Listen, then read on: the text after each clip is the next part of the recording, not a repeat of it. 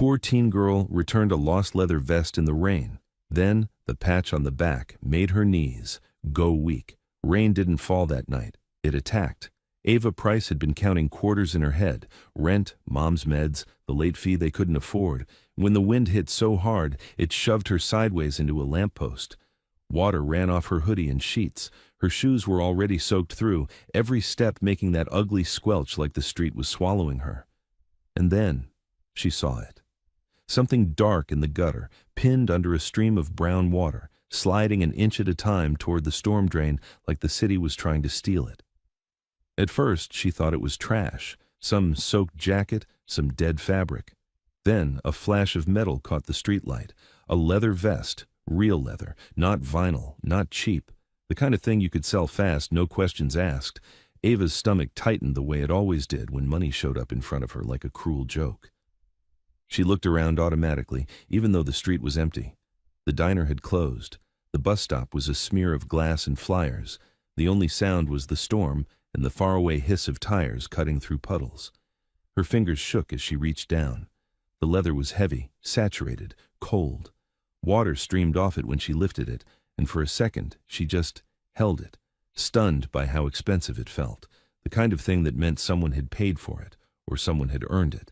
Ava's first thought wasn't noble, it was survival. Pawn it, sell it, pay the electric bill, buy groceries that weren't ramen, maybe even replace mom's inhaler before it ran out and started that scary wheeze again at night. Then she saw the inside. There was a stitched tag worn at the corners, and beneath it a name written in black marker in careful block letters. M. Hayes. Below that, smaller. If found, please return. Ava let out a laugh that was more like a cough. Please return, like the world did favors for free. She started walking again, clutching the vest under her arm like it might get ripped away by the wind. The rain slapped her face so hard it stung.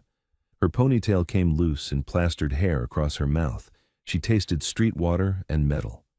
Half a block later, lightning snapped and the street brightened for a heartbeat, enough for her to notice the second thing inside the vest. A card tucked into an inner pocket, almost melted from damp. The ink had bled, but the address was still readable. Crow's Nest, River Road. Ava stopped walking. River Road was where the town's stories lived, where the adults lowered their voices, where her mother told her never to go, like the street itself had teeth. Ava stared at the vest. She could still turn around, still go home, hang it up, pretend she'd never seen it, still do the practical thing, still do the selfish thing. The storm would cover her tracks. No one would ever know. But Mahays sat in her head like a weight. If it was a lost wallet, she'd return it. If it was a phone, she'd return it. She'd been taught that much, even if life didn't reward it. And there was something else, something she couldn't name. A pull, like the vest had ended up in her hands on purpose. Ava swallowed, adjusted her grip, and started toward River Road. Before we continue, tell us in the comments where you are watching this from. River Road was darker than the rest of town, the streetlights spaced too far apart, the trees leaning in like they wanted to listen. The rain made everything shine, wet asphalt, wet leaves, wet fences. The river itself was a black strip beside the road, moving fast, swallowing reflections. The Crow's Nest appeared like a bruise on the night. It wasn't a bar the way normal bars were bars. It was a low building with a metal awning and a sign that looked like it had survived fires. The windows were tinted. The parking lot was packed, not with cars, with bikes, rows of them angled like they were ready to launch. Chrome glinting, fat tires standing in puddles, engines idling low, the sound vibrating in Ava's bones like a warning. Men stood under the awning smoking in the rain like they didn't feel it. Their silhouettes were broad. Their posture was relaxed in a way that made it more threatening. Ava's heartbeat hammered. She wasn't supposed to be here. She was a broke kid with a diner uniform under her hoodie and a fraying backpack. She should have turned around 5 minutes ago. One of the men glanced at her. His eyes went to the vest. His cigarette stopped halfway to his mouth. Ava felt her knees start to soften. Because the vest wasn't plain. She hadn't looked at the back yet. Not really. Not in the streetlight. Not with her mind on money and rain and getting home alive. But now, standing at the edge of that lot, she turned it slightly and the leather shifted, and the back came into view in the glow from the sign. A large patch, stitched clean and bold despite the storm, a winged emblem, a crown. A dark bird shape spread wide like it was ready to take someone's head off, and beneath it, in a curved banner, a word that made Ava's stomach drop so hard she thought she might actually throw up in the rain. Because she had seen that exact emblem before. Not in town, not on TV, not on someone's jacket, in a photograph. A single old photo that lived in her mother's bedside drawer, kept folded like a secret. A photo of Ava as a toddler on a man's shoulders. The man laughing. The man's face half in shadow. The man whose name Ava never said out loud anymore because it always turned into a fight. Her father. In the photo he wore a worn black vest, and on the back, blurred but unmistakable even through years and creases, was that same patch. Ava's legs wobbled. She grabbed the vest tighter as if it might yank her down. A voice cut through the rain. "You lost, sweetheart?" Ava looked up. The man who spoke wasn't smiling. He was just measuring her, head tilted slightly, like he was deciding if she was a problem. He had a shaved head, a thick neck, and a tattoo disappearing into his collar. Ava's mouth was dry. "I found this." She held the vest out with both hands. The group under the awning didn't move. For 2 seconds, nobody moved. Then another man stepped forward, slower, older, beard threaded with gray. He took the vest without snatching it, but his fingers tightened around the leather like it mattered. He flipped it, checked the inside, saw the name. "Mason," he said quietly. Someone else muttered something that sounded like a curse. Ava's throat constricted. "The tag says M. Hayes. I thought..." The bearded man's eyes lifted to her face. They were pale, almost colorless, and they didn't look drunk or stupid or reckless like Ava expected. They looked sharp and tired. "Where'd you find it?" he asked. "On Maple, in the gutter, like it fell off a truck or..." Ava swallowed. It was going into the drain. The shaved-head man took a step closer. "Why bring it here?" Ava almost said, "Because I'm not a thief. Because my mom would kill me. Because I don't want trouble." But her eyes kept snagging on that patch. "Because it had your address," she said, and because it belongs to someone." The bearded man studied her for a long beat. Rain drummed the metal awning. A bike engine rumbled. One of the men behind him shifted, and Ava felt her skin tighten like she was about to be grabbed. Then the bearded man glanced toward the door and nodded once. "Inside," he said. Ava's feet didn't want to move. Her brain screamed. Her body obeyed anyway. The moment she stepped under the awning, the rain noise dulled. It was like walking into a different world. Warm air leaked from the door. The smell hit her, oil, smoke, beer, and something metallic that made her think of a garage after a long day. The bearded man pushed the door open, and Ava stepped in. The inside of the crow's nest was loud, until it wasn't. Conversations rolled like waves, laughter, a pool break, music low and heavy. Then Ava walked in holding the vest, and it was as if someone had reached for a switch. Silence spread. Heads turned. Ava felt every stare like hands on her skin. Men sat at tables with patches on their backs, men at the bar with scars on their knuckles, a woman near the jukebox whose eyes narrowed the second she saw Ava's face. It wasn't the kind of room you drifted into by accident. The bearded man crossed the room with the vest in his hands. Nobody stopped him. Nobody spoke. At the back, in a booth slightly raised like a throne, a man sat alone with a glass untouched in front of him. He wasn't the biggest in the room, but the room bent around him anyway. Dark hair, cut short, a straight nose, eyes that didn't flicker when the bearded man approached. The bearded man set the vest down on the table carefully, like setting down something holy. The seated man looked at it. Just looked. Like he was seeing a ghost walk in wearing leather. His gaze lifted to Ava. She couldn't breathe. He didn't ask her name. He didn't ask why she was there. His eyes went right to the patch, like he could see through it, past it, to something else. Then he spoke, his voice calm, but carrying through the silent bar like a blade sliding from a sheath. "Tell me," he said, staring at Ava as if he'd known her longer than her own life. "Why does a kid like you have Mason Hayes's colors in her hands, on the night he doesn't come home?" The man in the booth didn't raise his voice, didn't slam the table, didn't do anything dramatic. He just looked at Ava like she was a math problem he didn't like the answer to. Why does a kid like you have Mason Hayes' colors in her hands on the night he doesn't come home?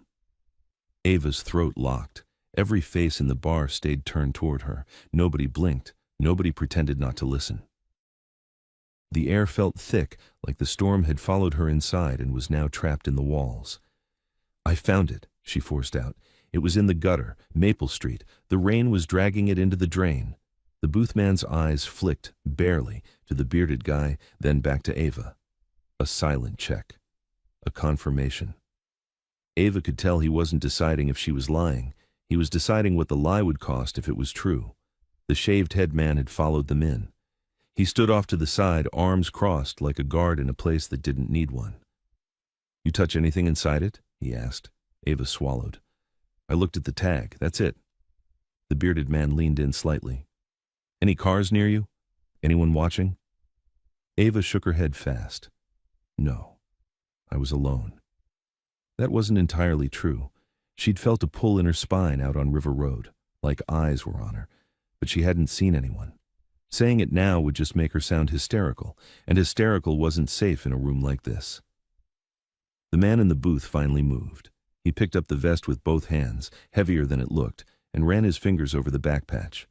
His expression didn't change, but something in his jaw tightened.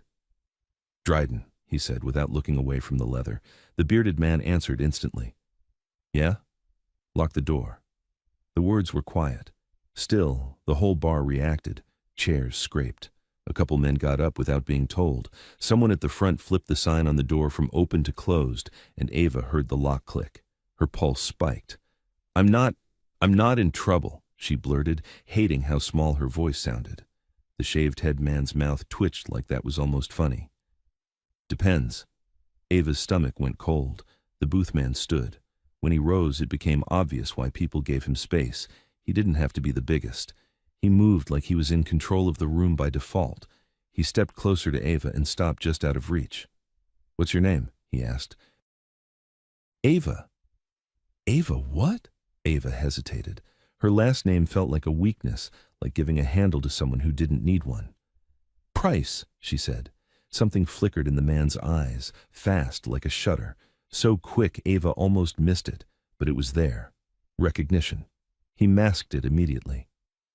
"Where do you live, Ava Price?" Ava's mouth went dry. "Over by address," the shaved-head man said. Ava's hands clenched into fists in the pockets of her hoodie. She wanted to run, but there were too many bodies between her and the door was locked anyway. "Juniper Court," she said, "apartment 3B. The boothman stared at her another beat, then looked over his shoulder at the bearded guy. "Dryden," he said, "call it in." Dryden pulled out a phone without hesitation and stepped away, thumb already moving. Ava's brain raced. Call who? Police? More of them? Whoever them was? She spoke before she could stop herself. "Look, I didn't steal it, I brought it back." The man's gaze returned to her. "Yeah, you did." And now his voice had something else in it, something like surprise that didn't want to admit it. He turned the vest over and checked the inside pocket with practiced motion. His fingers paused, just a fraction, like he expected to feel something, like he expected it to be missing. Ava's heart hammered harder. She hadn't touched the pocket, but his reaction made her suddenly fear she should have. Across the bar, Dryden's phone call ended. He came back fast, his face set. "Hayes didn't check in," Dryden said. "Last ping was out past the old mill. He was supposed to be here 40 minutes ago." The room shifted like a single organism. The silence became sharper, the kind of silence right before violence. Ava's lips parted. "Maybe the shaved-head man cut her off. Mason doesn't just." Ava looked from face to face. She realized with sick clarity that these people weren't worried the way normal people worried. They weren't thinking accident. They were thinking setup, ambush, hit. The boothman exhaled slowly, then reached into his jacket and pulled out his own phone. He tapped once, put it to his ear. "Wrench," he said, one word, that was all. He listened. Ava couldn't hear the other side, but she could see the man's eyes. Each second tightened them. Then he lowered the phone. "Van found," he said, voice steady. "Empty." That landed like a punch. Someone near the bar swore under their breath. A bottle clinked against glass too hard. Ava felt her skin crawl. The man in the booth looked at Ava again. "Run your story again," he said. Ava forced herself to breathe. "I left the diner. The storm was insane. On Maple Street, I saw it in the gutter. It was sliding toward the drain. I grabbed it. I saw the name. I saw the card in the pocket. I came here." The shaved-head man stepped closer, looming. "You didn't see who dropped it?" "No." "You didn't see a vehicle?" "No." "You didn't see anyone at all?" Ava's voice cracked. "No." The booth man held up his hand. The shaved-head man stopped instantly. That alone told Ava who the real boss was. The booth man's eyes narrowed slightly, like he was putting pieces together. "Maple Street," he repeated softly. "That's on your way home." Ava's stomach sank. "Yeah." He stared at her as if he were seeing the route in his head, like he knew the streets better than she did. Then he said, "This vest didn't fall off a shoulder in a storm." Ava's blood chilled. He lifted the vest so the back patch faced the room. Every man and woman in there watched it, like it was a flag. "This was thrown," he said, "dropped where someone would pick it up, someone who would bring it back." Ava's mouth went numb. Why would someone do that? The booth man's gaze stayed on her. "Because," he said, "if you found it, they knew you'd come here." Ava's knees went weak for real. She gripped the edge of the nearest table to steady herself. Dryden stepped in, voice low. "We got a problem, Cross. If the cops get their hands on that vest," Cross, so that was his name. Cross didn't look away from Ava. "They're not after the vest," he said. "They're after the person who brought it." Ava's throat tightened. "Me?" Cross's expression didn't soften, but his tone shifted into something that sounded almost like a warning meant to keep her alive. "Yeah, Ava," he said. "You." The bar door suddenly rattled, hard. A fist pounded against it once, twice, 3 times. Not a polite knock, a demand. A voice on the other side shouted, muffled by the wood and the storm. "Open up! Sheriff's office!"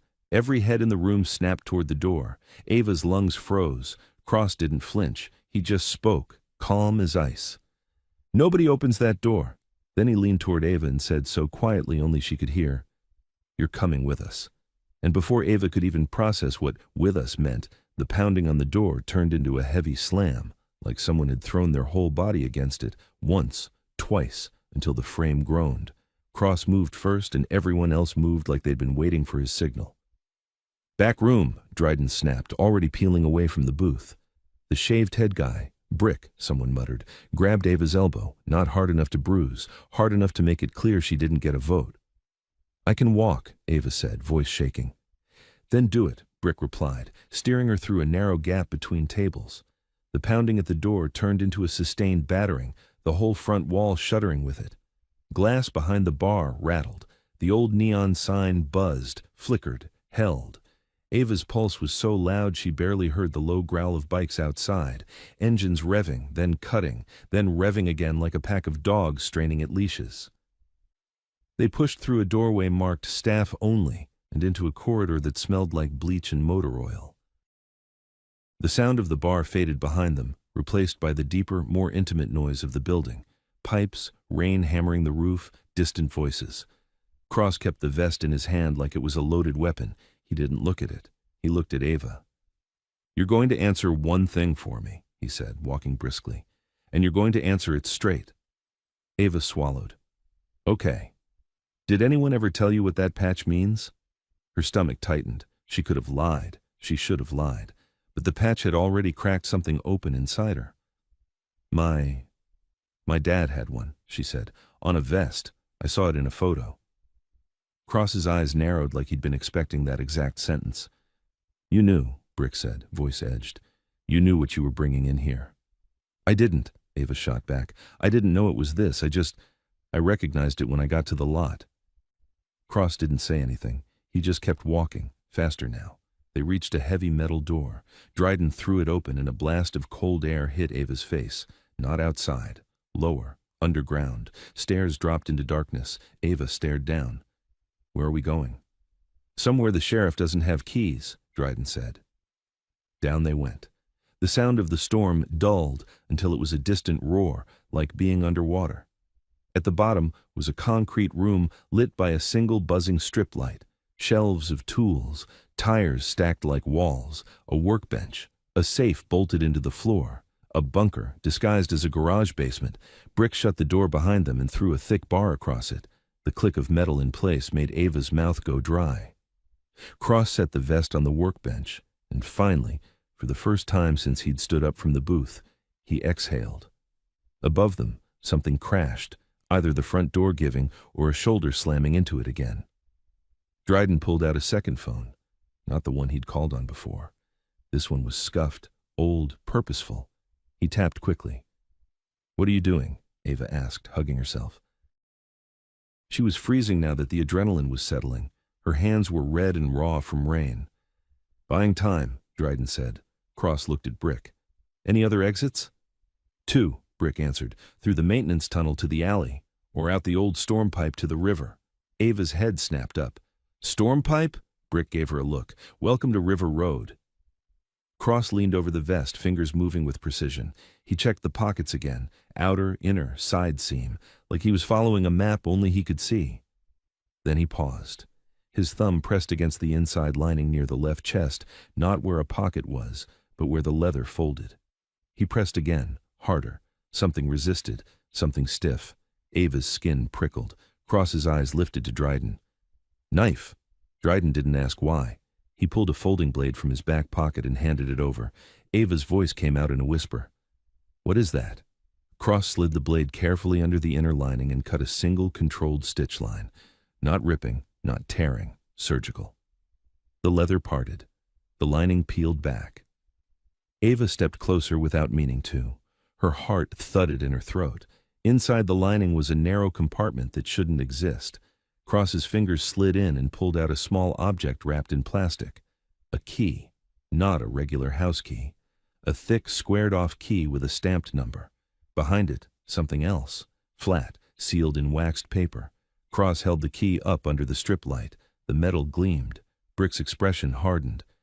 He was carrying it. Dryden's voice went low. Or he was transporting it. Ava stared.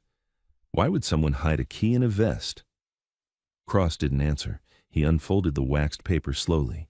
Inside was a card, the edges damp but intact. On one side was an emblem printed in black.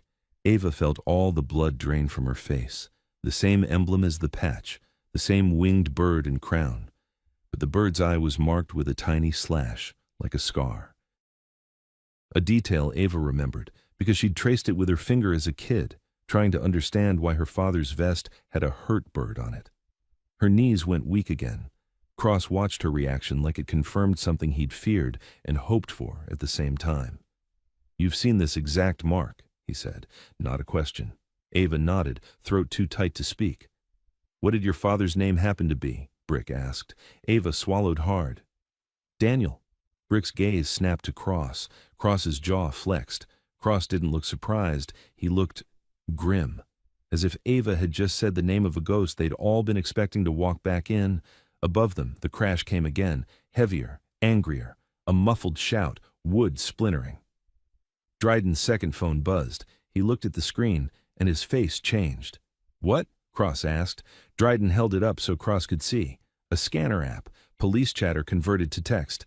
"Unit 3, Unit 5. Subject is female, juvenile, name Ava Price. Repeat, subject is Ava Price. Pick her up, bring her in. Sheriff wants her alive."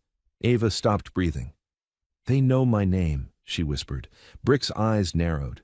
That means this wasn't luck. Cross folded the card, tucked it into his own pocket, and closed his hand around the key.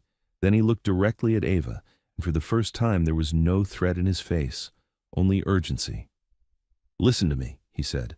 "Someone planted that vest where you'd find it. Someone wanted you to walk into my bar holding it, and now the sheriff is using your name on the radio like it's been in his mouth for a while." Ava's voice trembled. "Why? I'm nobody." Cross took a step closer. "You're not," he said, "not to him." Ava's thoughts spun. Her mom, her apartment, Juniper Court, the way Cross had reacted to her last name, like he recognized it. "Who is Mason Hayes?" she asked.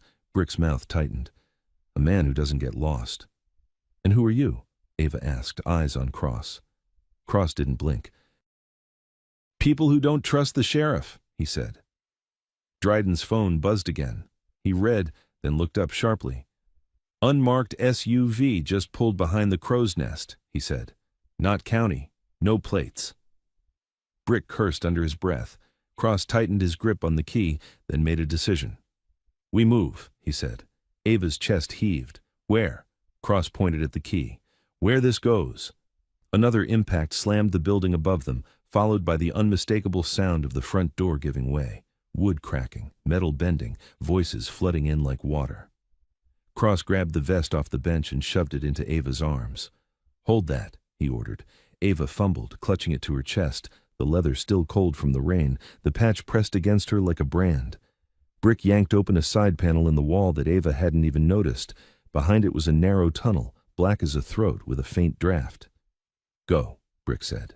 Ava hesitated, one heartbeat too long, and then, from above, louder than the storm and the shouting, a voice she'd never heard in person but somehow recognized anyway, smooth, confident, like it owned every room it entered, called out, Ava Price, we can do this the easy way.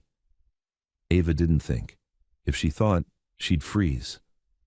Brick's hand clamped between her shoulder blades and shoved her into the tunnel. The opening swallowed her in one step. Cold concrete scraped her palms as she caught herself. The smell changed instantly. Wet earth, rust, old water. Behind her, Cross slid in next, then Dryden. Brick went last, yanking the panel shut from the inside.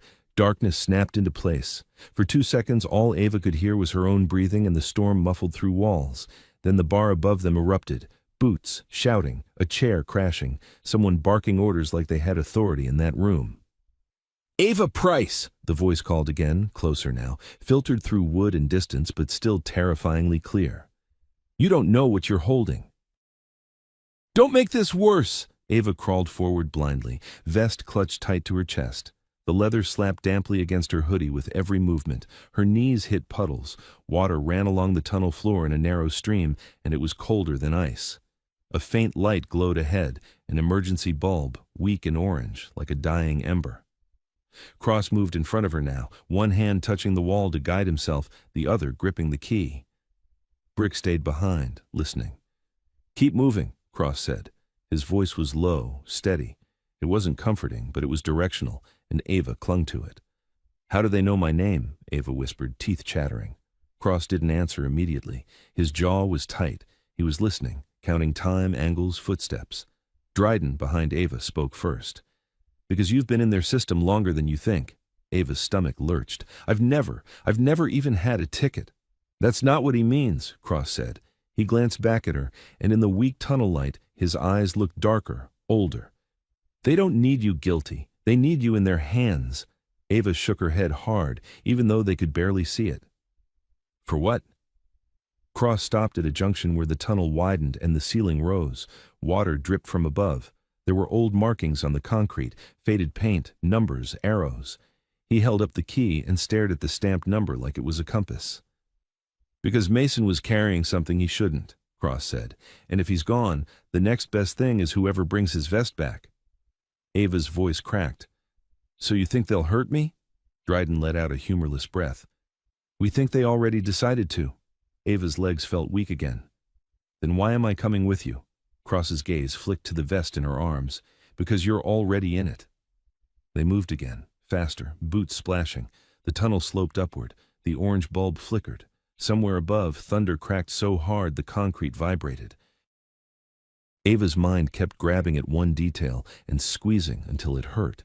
Cross's reaction when she said Price, like he knew her, like her name wasn't random. At the end of the tunnel, Brick stopped and pressed his ear to a metal hatch the size of a manhole set into the wall, not the floor. He listened, then nodded once.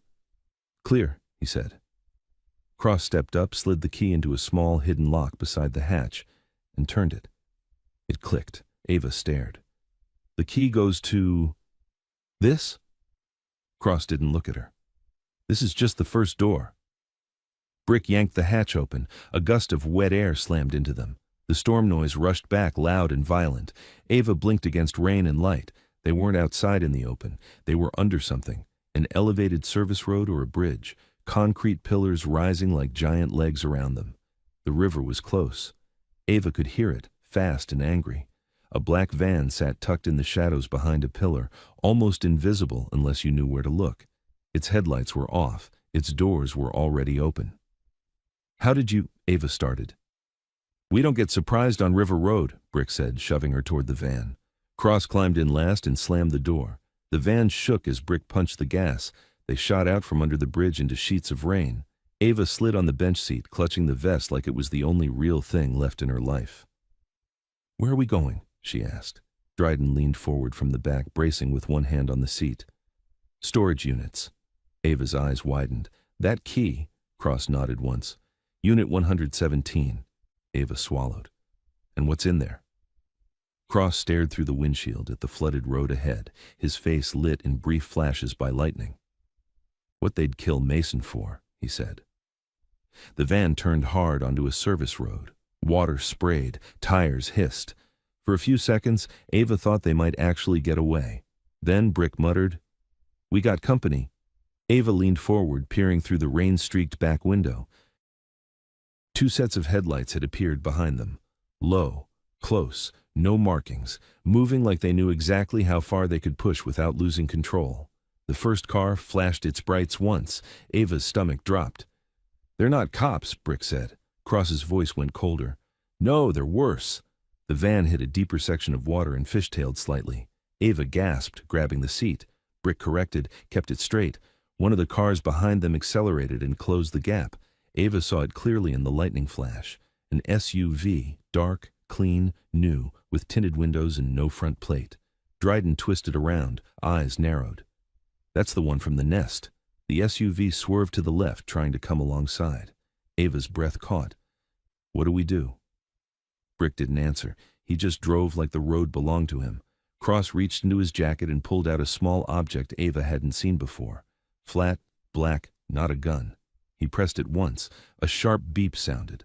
The van's interior lights died completely. Even the dashboard dimmed. They were moving in near darkness now, lit only by lightning and the ghost glow of streetlights. "Why did you—" Ava began. "So they can't see inside," Cross said. Ava's fingers tightened on the vest. The patch pressed against her forearm, and the thought flashed again. Her father's vest, her father's photo, the scarred bird. She couldn't hold it in anymore. "My dad," she said, voice shaking. Daniel Price. He disappeared. Years ago. My mom said he walked out." Cross's eyes flicked to her, then away. His silence was an answer in itself. "You know him," Ava whispered. Cross didn't deny it. Dryden leaned in, voice careful. "Ava, when was the last time you saw him?" Ava's throat burned. "I was 9. He kissed my forehead and said he'd be back before I woke up." Brick's knuckles tightened on the steering wheel.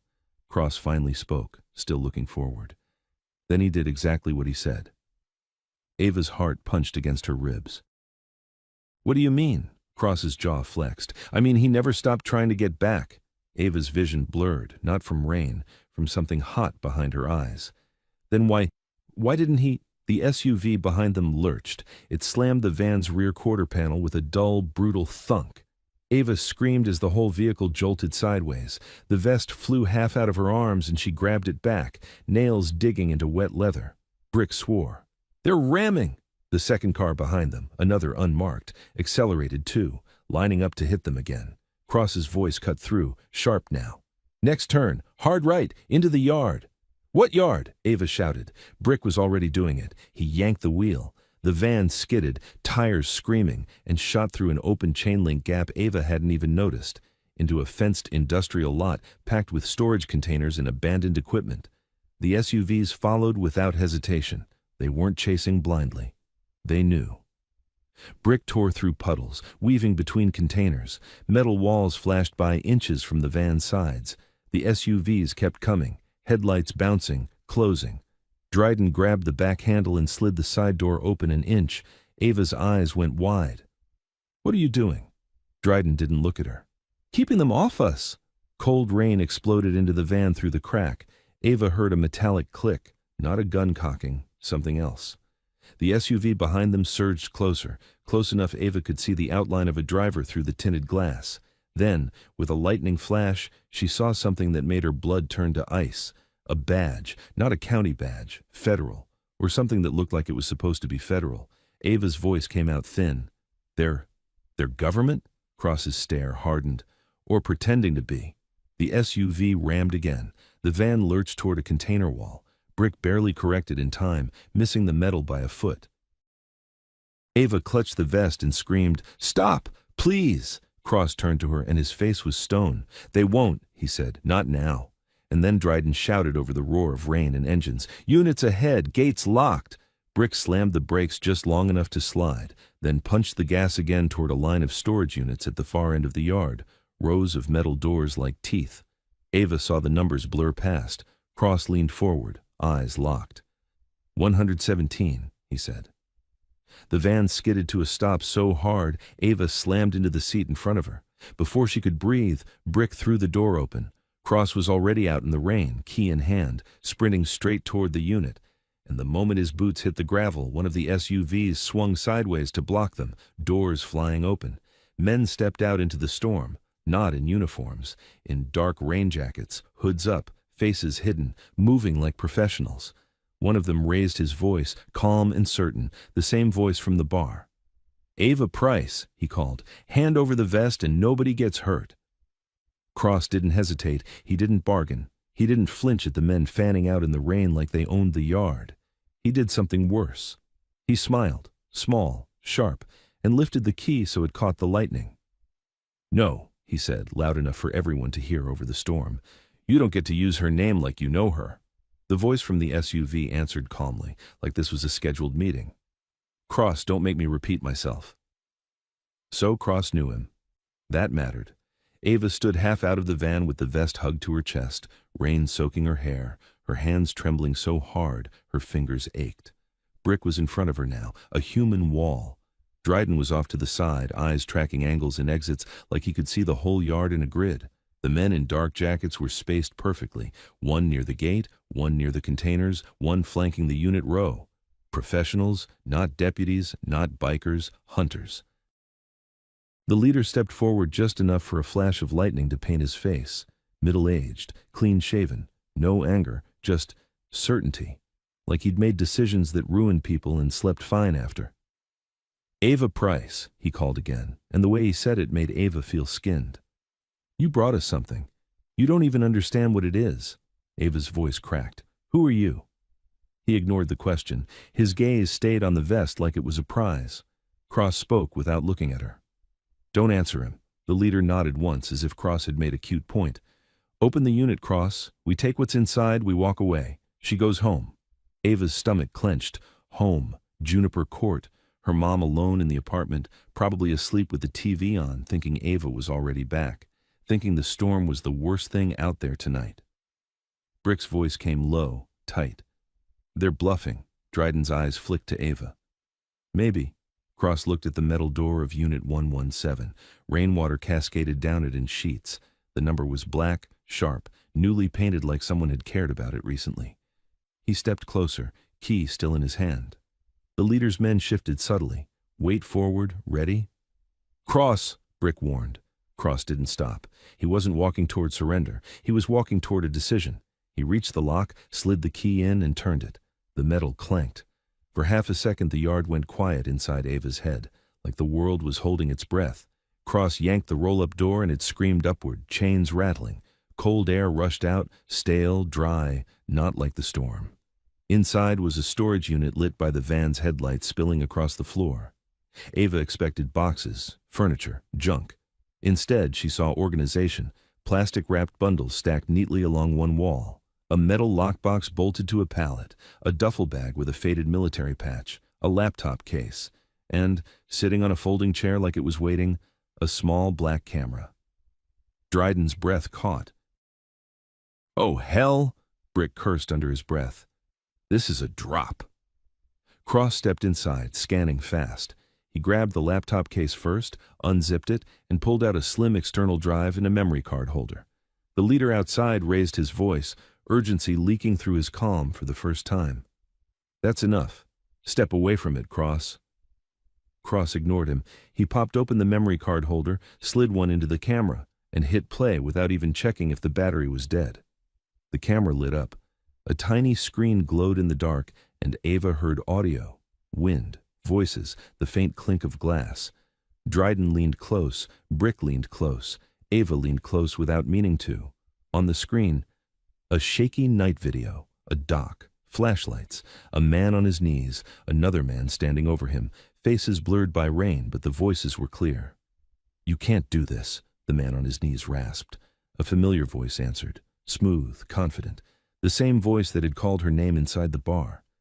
"You don't get to decide what I can do," the voice said. "You made yourself a problem." Ava's blood ran cold. The camera angle shifted. For a split second, the standing man's profile caught light, a sheriff's star on his belt. Ava's breath vanished. "That's him," she whispered before she could stop herself. The leader outside snapped, "Turn it off!" Cross stared at the screen like it was a weapon finally drawn. "So it's true," he murmured. "He's running it dirty." The leader's calm shattered into hard command. "Now." One of his men lifted a hand slightly, not pointing a gun, not yet, a subtle signal. Brick's eyes narrowed. "Cross!" The first shot didn't sound like a gunshot. It sounded like someone snapping a thick branch. The unit's metal frame sparked. A hole appeared in the door track inches from Cross's head. Ava screamed. Cross dropped instantly, yanking the camera down with him. Brick grabbed Ava and pulled her backward behind the van as more shots cracked through the rain, controlled, spaced, meant to herd. Dryden slammed the storage door down halfway, using it like a shield, then kicked the lockbox pallet deeper inside. "Move!" Dryden roared. Brick dragged Ava through the flooded gravel. Her shoes slid. Her knee hit hard ground. Pain flared. She barely felt it. The leader shouted over the rain, voice cold now. "Take the drive! Take the girl!" Ava's chest tightened to a point. "They're coming!" Cross sprinted out of the unit with the laptop case tucked under his arm and the vest's hidden card in his pocket. Rain plastered his hair to his forehead. His eyes were bright, furious. He slammed into the van's side door. "In! Go!" Brick shoved Ava inside first, practically throwing her onto the bench. Dryden dove in after her. Cross jumped in last and yanked the door shut. Brick punched the gas. The van surged forward, fishtailing in the mud, and Ava slammed into Dryden. Her head rang. Shots pinged off the van's rear like angry hail. Ava clutched the vest like a life preserver. Her hands were numb, but she couldn't let go. She felt like if she did, everything would slip into the dark. Brick steered them between containers again, but this time the SUVs were ahead too. One had cut around the far side of the yard and now blocked the exit. "They're boxing us!" Brick yelled. Cross leaned forward, scanning. "Left, through the scrap lane." Brick swerved hard left into a narrow path between stacked metal and a junked crane. The van barely fit. The side mirrors scraped, sparks flew. Ava squeezed her eyes shut. The path opened onto a service road that ran alongside the river. Brick hit it at speed. The storm had gotten worse. The river was swollen, churning, black. Water spilled over the bank in places, eating the edge of the road. Ava's voice shook. "We can't. This road's flooding." "We don't have another," Brick snapped. Behind them, headlights reappeared. Both SUVs. They'd gotten out of the yard. They were still on them. Dryden twisted around, looking out the back window. "They're not letting us reach town." Cross's voice was tight. "Because if we reach town, we can upload it." Ava's stomach dropped. Upload. Evidence. That camera footage. The drive. The reason these men were willing to kill in public rain. She looked at Cross, rainwater dripping off her chin inside the van. "That video, it showed the sheriff." Cross didn't look at her. "Yeah." Ava's voice turned into a whisper. "He killed someone," Brick swore again, "and he'll kill whoever holds that proof." The SUVs accelerated, closing fast. The first one swerved, trying to bump their rear quarter again. Brick countered, but the road was narrowing. River on one side, a steep embankment, and trees on the other. Ava watched the water inches from the asphalt and felt her throat close. One wrong hit, and they'd go in. Cross grabbed the laptop case and shoved it into Dryden's hands. "If we go under, you keep that above water." Dryden's eyes widened. "Don't say that." Cross ignored him. He leaned toward Brick. "Bridge ahead?" Brick nodded sharply. "Old Mill Bridge." Ava's heart lurched. The old bridge, she knew it. Everyone did. Rusted rails, wooden planks, closed half the year. Kids dared each other to walk it at night. Lightning flashed, illuminating the bridge up ahead, thin, slick, already shimmering with floodwater. Ava's voice broke. "We can't cross that in this." Brick's jaw tightened. We can, or we die back here. The SUV rammed them again, harder. The van jolted toward the river. Ava screamed. Dryden grabbed the seat, muscles locked. Brick corrected, tires skidding, the van's right side kissing the edge of the asphalt. Water sprayed up like a warning. Cross snapped, "Now, Brick!" Brick slammed the gas. They shot onto the bridge. Wood planks thudded under the tires. The whole structure vibrated. Rain hammered metal. Ava could see the river through gaps, violent and hungry. Halfway across, the second SUV hit the bridge behind them, and the whole thing shuddered like it might come apart. Ava's throat burned. She couldn't stop shaking. She clutched the vest and pressed her forehead to it like it could keep her alive.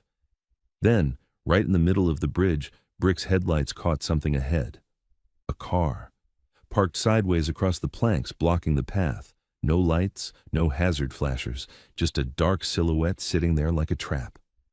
Brick slammed the brakes. The van skidded. Tires screeched on wet wood. Ava flew forward, smashing her shoulder into the seat. Behind them, the SUV was still coming. No room to reverse, no room to turn. Cross's voice went razor thin. "That's not an accident." And then the first SUV hit the bridge behind them at full speed, closing the last gap like it intended to push them straight into the river. The van stopped so hard, Ava's teeth clicked. Her shoulder screamed where she'd hit the seat, but pain didn't matter because the bridge in front of them was blocked. A sedan sat sideways across the planks, perfectly positioned to stop anything from passing. No lights, no one visible, just a dark, dead weight in the storm. And behind them, the SUV hit the bridge like it wanted to rip it apart. Wood planks vibrated under the impact. The whole structure groaned, a deep metallic complaint that climbed up Ava's spine. Brick's hands whitened on the wheel. "They're going to pin us," Dryden said, voice tight. Cross's eyes flicked once to the river through the gaps. Black water surged below, frothing at the edges like it was already reaching for them. "Out," Cross said. Ava stared at him. "What?" Cross shoved the side door open. Wind and rain exploded inside. "Out, now! We can't stay in a boxed van on a bridge," Brick barked. "They'll light us up the second we step out." "They'll light us up anyway," Cross snapped. Then, to Ava, his tone changed just a fraction, still hard but focused on keeping her alive. "Stay low. Hold the vest. Do exactly what Brick tells you." Ava's hands tightened around the leather until her fingers ached. The patch pressed against her chest like a brand. She couldn't breathe right. Dryden grabbed the laptop case with the drive and jammed it under his jacket, wrapping it in his shirt like a baby. The SUV behind them slowed, not because it had mercy, but because it was positioning. Headlights washed the bridge in white glare, turning rain into needles. Ava saw the shadow of a man step out, calm, unhurried, like he wasn't afraid of anything out here. Cross pushed Ava toward the open side door. "Go." Ava's legs felt like water. She dropped down onto the slick planks and almost fell. Brick grabbed her arm, yanked her upright, and shoved her toward the rail. "Down!" Brick hissed. Ava crouched, rain blasting her face. The river roared below. The bridge smelled like wet wood and rust. Across the bridge, the sedan blocking the way clicked, metal on metal. A door opened. A figure stepped out from behind the car, hood up, moving into the line of Brick's headlights like he wanted to be seen. He raised both hands, not surrender, not peace, more like, "Stop, wait, listen." "Don't," Brick muttered, and Ava didn't know if he meant don't move or don't trust. Cross stepped out last, shutting the van door quietly, like noise was dangerous. He stood in the open rain, hands empty, shoulders squared, looking toward the hooded figure at the far end. The hooded figure spoke, voice carried by the storm. "Cross," he called, "you're late." Ava's stomach twisted. The voice wasn't the sheriff. It wasn't the smooth man who'd called her name at the bar. This voice was rougher, older, and it hit Ava in a place she didn't have words for. Like hearing a song you forgot you knew. Cross didn't answer. He just stared. Dryden whispered to Ava, "Stay down. Don't look up too long." But Ava couldn't not look. Lightning flashed, and for a heartbeat the hooded figure's face was visible under the dripping hood. Ava's lungs stopped, the shape of the jaw, the line of the mouth, the scar above the eyebrow that her mother used to trace in the photograph, back when she still talked about him like he was real. It couldn't be. It couldn't. Ava's lips parted, and nothing came out. The figure took one step closer, hands still raised. "Ava," he said. Her name, in that voice, like it belonged there, shook her bones. Cross's hand twitched at his side, not for a gun, for control. "Don't say it," he warned, eyes locked on the man. The hooded figure ignored him. He looked straight past Cross, straight to the crouched girl by the rail. "Ava," he said again, softer. "Don't stand, not yet." Ava's throat burned. Tears mixed with rain so fast she couldn't tell which was which. "Dad?" she tried, and it came out like a broken sound. The hooded man's shoulders tightened. For a second, just one, his face cracked. Pain, relief, terror, all at once. Then the storm lit up again, another lightning flash, and behind them, the SUV's door slammed. The leader's voice cut through, sharper now, furious that the board had changed. "Enough!" Ava heard the sound that came next before she understood it. A dry pop, too small to be thunder, a suppressed shot. The hooded man jerked. A red bloom spread across the front of his rain-dark hoodie, small at first, then widening fast. Ava screamed and surged forward without thinking.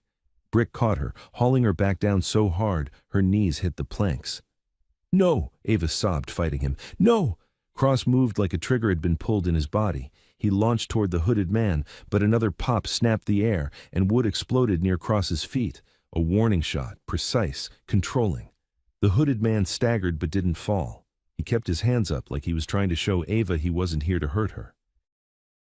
He forced his head up, rain pouring off his hood, blood mixing into the water, his eyes locked on Ava's. "Listen," he said, voice strained but clear. "The vest, inside?" Another pop. This one hit the bridge rail. Splinters flew. Ava flinched so hard her neck hurt. Cross crouched, using the van's frame as cover. He shouted toward the SUV, voice like ice. "You put a round in him, you don't walk out of here." The leader laughed once, small, cruel. "You think you still have leverage, Cross?" Ava's whole body shook. She watched the hooded man sway, fighting to stay upright. He looked at her like he was trying to memorize her face in case he never got another second. "Ava," he rasped, "you have to—" He reached into his hoodie pocket, slow, careful. Brick's grip on Ava tightened. "He better not be pulling," Cross snapped. "Let him." The hooded man's hand came out empty except for a tiny object, a ring, not jewelry, a metal ring with a key tag attached, Unit 117's number. He held it up, rain streaming off it, and Ava saw his fingers were trembling. "I didn't leave you," he said, voice breaking on the words. "I stayed away so you'd stay alive." Ava's chest collapsed. "Why?" The SUV's leader barked, impatient now. "Drop it and step away from the girl." The hooded man didn't look at him. He looked only at Ava. And he said the line Ava remembered from bedtime, from the photograph, from the life that had been ripped away. "Before you wake up." Ava sucked in a sob so sharp it hurt her ribs. Then the hooded man's eyes flicked, just once, to the sedan blocking the bridge, and his whole body shifted, like a decision had been made. He threw the keyring hard across the planks toward Cross. Cross lunged, caught it. At the same exact moment, the hooded man spun and slammed his shoulder into the sedan, shoving it sideways inch by inch, scraping across wet wood, opening a narrow gap on the bridge. Enough for the van to squeeze through. The leader's voice exploded. "Stop him!" Ava heard a rapid series of pops now, still suppressed but faster, controlled shots. The hooded man flinched again, his legs buckled. Cross roared, "Brick, drive!" Brick didn't hesitate. He vaulted into the driver's seat, fired the engine, and the van lurched forward, tires thundering on planks.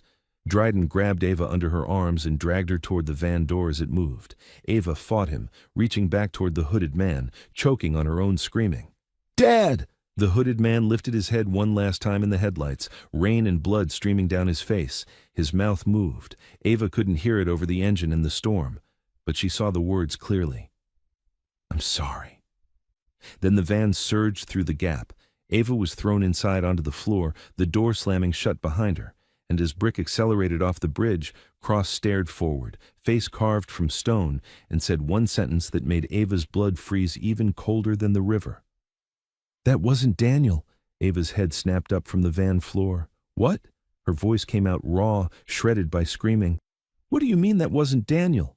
Dryden hauled her onto the bench seat as the van bounced over a pothole. The world outside was a blur of rain and black trees. The bridge disappeared behind them, swallowed by storm and headlights. Cross didn't turn around. He stared through the windshield like he could still see the hooded man in the glare. "That wasn't Daniel Price," he repeated, slower, like the words were poison in his mouth. "Not anymore." Ava lunged forward, grabbing the back of Cross's seat. "He said my name. He knew. He said, 'Before you wake up, that's my dad.'" Brick's hands were locked on the wheel, knuckles pale. He drove like the road was trying to kill them. Cross finally looked back, and Ava hated what she saw in his eyes. Not disbelief, grief. "He's Daniel," Cross said, "but he's not your father." Ava stared, not understanding. "That makes no sense." "It makes sense if you stop thinking like a kid," Brick snapped, then immediately shut his mouth like he'd crossed a line. Ava's chest heaved. "Don't call me," Dryden cut in, voice tight, urgent. "Ava, listen, your father, Daniel, was one of ours. He wore those colors before Mason did. He was a ghost we never stopped looking for." Ava's throat tightened. "Then why did he?" Cross shook his head once. "Your father's been dead a long time." The sentence hit her like the SUV had hit the van. Ava froze. Everything in her went numb, then burned. "No," she whispered. "No, my mom, she never said—" "She didn't know," Dryden said, "or she didn't want you to know." Ava's vision blurred. She pressed the leather vest against her chest like it could hold her together. "Then who was that on the bridge?" Cross's jaw flexed. He looked forward again. "A man wearing Daniel's face." Ava's stomach dropped. "You're saying—" "I'm saying they used him," Cross said. "They built him." Ava couldn't breathe. "How? Why?" Brick swerved hard around a fallen branch, tires slipping, then catching. The van shuddered. Dryden leaned in closer, lowering his voice like the storm itself might be listening. "You're not the only one who recognized that patch." Ava's fingers tightened on the vest. "I recognized it because of the photo." Cross's eyes flicked to the leather, then away. "And because someone wanted you to." Ava felt her scalp prickle. "What do you mean?" Cross finally turned in his seat more, enough that Ava could see the rain streaking down his face from the windshield glare. "The vest didn't end up on Maple Street by accident," he said. "That key didn't end up in that lining by accident. The storage unit wasn't stocked by accident." Ava's voice broke. "So the whole thing was staged?" Dryden nodded once. "A controlled burn. They wanted Cross to open Unit 117. They wanted the drive. And they wanted you close enough to it that you'd do what you did. Carry it straight to us." Ava shook her head hard. "But why me?" Cross didn't answer immediately. Brick spoke instead, voice flat. "Because your name opens doors." Ava stared at him. "My name doesn't open anything. I'm broke. I live in Juniper Court." Brick's eyes stayed on the road. "Doesn't matter." Cross said, "Daniel Price didn't just disappear. He was taken off the board." Ava's throat tightened. "By who?" Cross's face hardened. "By the same people who just tried to ram us into a river." Silence filled the van for a second, thick and heavy. Rain hammered the roof like fists.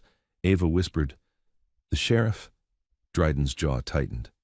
"The sheriff is the face, not the hands." Ava's voice rose, cracking. "Then who was that voice in the bar? Who was calling my name?" Cross's eyes narrowed. "A man who thinks the town belongs to him." Brick spat the words like they tasted bad. "Harlan." Ava blinked. "Harlan?" Dryden nodded. "Harlan Voss." The name meant nothing to Ava, but the way they said it made it sound like a disease. Ava shook her head. "I don't know him." Cross stared at the dark road ahead. "You've seen him. You just don't realize it." Brick turned onto a narrow access road without slowing. Trees closed in. The van's headlights carved tunnels through rain. Somewhere in the distance, a train horn moaned like an animal. Ava's hands trembled so violently she had to clamp them together. Her brain kept replaying the bridge, the blood blooming on the hoodie, the eyes, the words she could read on his lips. "I'm sorry." If her father was dead, then what was that apology for? Dryden shifted, pulling the laptop case higher under his jacket. "We need to get off main roads. They'll have scanners, cameras, floodlights, everything." Cross nodded. "Motel." Brick shot him a look. "Townline Motel?" Cross's jaw flexed. "Only place with a back exit and no questions." Ava swallowed. "My mom." Cross looked at her. "We can't go to your place." Ava's voice sharpened. You don't get to decide that. She's alone. Brick's tone went brutal. And if they know your name on the radio, they know your address. They'll use her to pull you back. Ava's chest tightened, panic rising. No, no! Dryden reached into his pocket and pulled out Ava's phone. Ava blinked. When did you... Back in the tunnel, he said. You were shaking too hard. I took it so you wouldn't call her and get traced. Ava lunged for it. Dryden held it away, not cruelly, carefully. Let me call her, Ava begged, just to tell her I'm okay. Cross's voice cut in. If you call, they find you. Ava stared at him. So what? I just let her... Cross's eyes were flat. You let her live. The words punched her. Ava swallowed down a sob, nails digging into her palms. Brick turned the van under a rusted no-outlet sign and into a gravel lane lined with dead weeds. The motel appeared through the rain like a stranded ship. Single-story, cheap lights, a glowing vacancy sign that flickered like it was tired. Brick killed the headlights before they pulled in, rolling the last few feet in darkness. Cross opened the door first and scanned the lot. No cars moving, a few parked, one truck with a tarp, the office light on, a person behind the counter, head down. Move, Cross said. Ava climbed out, legs shaky. The cold hit her again. The rain hit her again. The vest clung to her hoodie like a second skin. They hustled to a room at the far end, corner unit, closest to the woods. Dryden had a key already, like he'd done this before. He swung the door open and they flooded in. The room smelled like old smoke and damp carpet. One lamp, two beds, a bathroom with a flickering light, curtains that didn't fully close. Brick shoved a chair under the doorknob. Cross checked the window, then yanked the curtains shut. For the first time in what felt like hours, the sound of the storm dulled to a background hiss. Ava's breathing was ragged. She stood in the middle of the room, dripping onto the carpet, holding the vest like she didn't know what to do without it. Cross set the laptop case on the bed and unzipped it. The external drive glinted. The memory card holder sat beside it like a set of teeth. Do we have signal? Dryden asked. Brick pulled a small device from his pocket, another black square, and tossed it onto the table. Cross nodded. Jam is on. Ava stared. You're jamming. What? Phones, Dryden said. Anything that pings. Ava's heart sank. So I can't call my mom? No, Cross said. Ava's eyes stung. She wiped her face and only smeared water. Then what do we do? Cross looked at the vest. We figure out why they used Daniel's face to bait you. Ava's voice shook. It wasn't bait for me. He was trying to help. Cross's gaze was hard. He was trying to finish something, Brick scoffed, or he was trying to clean his own mess. Ava spun on him. Don't talk about him like that. Brick stepped forward, towering, rain still dripping off his jacket. I'll talk about him however I want. I watched men die because of Daniel Price. Ava's throat closed. You don't know him. Cross cut between them like a blade. Enough. Brick backed off, but his eyes stayed angry. Dryden sat on the edge of the bed and pulled out the memory card. We need to get what's on this out of this room. Tonight. Cross nodded. If we upload, the whole town sees it. If the whole town sees it, they can't bury it. Ava stared at the drive. That video. The sheriff. Dryden's mouth tightened. It wasn't just one video. He slid the card into the laptop, opened it, and the screen glowed. Folders popped up, dates, names, audio files. Ava leaned in. Her stomach twisted as she saw one folder labeled in plain text, Price. Her breath caught. Why is my last name? Cross's face went still. Dryden clicked the folder. Inside were photos, not of Daniel, of Ava. Ava at the diner carrying a tray taken from across the street. Ava on the bus, head down, earbuds in. Ava outside Juniper Court, keys in her hand, looking over her shoulder like she sensed something. Ava's vision tunneled. What is this? Cross's voice went low, dangerous. Surveillance, Dryden scrolled. More photos, newer, older. Some grainy like phone zoom, some crisp like professional lenses. Then a document file, a scanned page. Dryden clicked it. Ava saw her own name at the top, full name, date of birth, social security number, her mother's name, her school schedule, her work shifts, and in the margin typed in clean black letters, subject suitable, use as lever. Ava staggered back like the words had shoved her. No, she whispered. No, I'm not. Cross's phone vibrated on the bed. Ava blinked. I thought phones were jammed. Cross looked at the screen. Not a normal call, a burner number. Dryden stared. How's that getting through? Cross didn't answer. He just hit speaker. A voice filled the motel room, smooth and calm, like it was calling from a warm office instead of a storm-soaked hunt. Ava Price, the voice said, and Ava's skin crawled because it was the same voice from the bar and the bridge. I'm glad you made it. I was starting to worry Cross would get you killed. Brick stepped forward. Who the hell is this? The voice chuckled softly. Tell Brick he still drives like he's 18 and stupid. Brick's face went hard. Voss. Cross's jaw tightened. Harlan. The voice, Harlan Voss, sounded pleased, like being recognized was exactly what he wanted. Here's how this ends, Voss said. You give me the drive and you walk away. You keep it and Ava's mother gets a visit tonight. Your choice. You have 5 minutes. Ava's whole body went cold. She lunged for the phone, but Cross held it away, eyes locked on nothing. You touch her mother, Cross said, voice barely controlled, and I swear. Voss cut him off, still calm. You'll do what? Ride into town with your little brotherhood and die honorable? That's cute. Ava, listen to me. You don't want to be the reason your mother suffers. You're a good girl. You returned what you found. Keep being that. Ava's throat burned. Leave her alone. Voss's voice softened, almost gentle, almost fatherly, and it made Ava want to vomit. Then bring me what's mine, he said. Room 12, end of the row. Come alone with the vest. I want to see the patch up close. Cross's head snapped slightly, eyes narrowing. Room 12 was 2 doors down. Dryden mouthed, He's here.